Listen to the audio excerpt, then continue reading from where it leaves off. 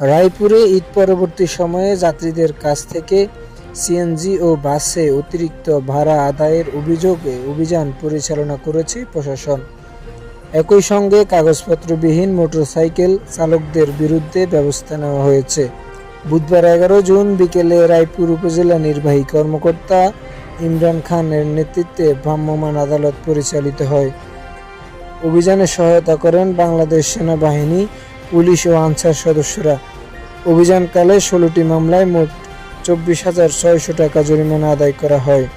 জনস্বার্থে এ ধরনের অভিযান অব্যাহত থাকবে বলে জানিয়েছেন রায়পুর উপজেলা নির্বাহী কর্মকর্তা ইমরান খান।